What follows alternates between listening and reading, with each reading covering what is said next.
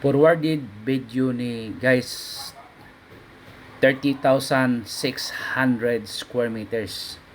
Majority is rice field. Area approximately 8,000 square meters upland, and the rest are rice field that will income at 200 sacks of rice per cropping. So moabot og 200 ka sako per cropping, less or more, ana ra more or less. Then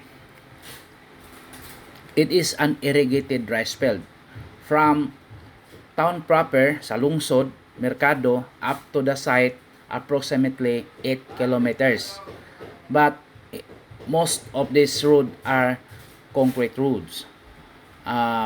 Approximately 300 meters rough road, 200 to 300 meters rough road. So it's a road already along the road. Then the rest are concrete road from the what do you call that, from the market to the property. So usbo na to, no, 30,600 square meters. It's a clean title, guys. See, irrigated canal, makita na to. Then 30,600 man siya, ang 600 square meters iyang ihatag sa tenant. So they will donate a portion of 600 square meters to the tenant. Nagsabot na sila daan, ana. So there is already an agreement regarding about that.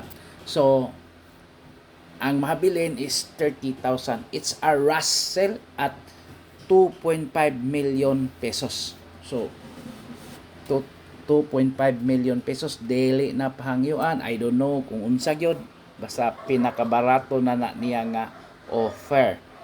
So kini mang online ta, we are online, so they contacted me directly.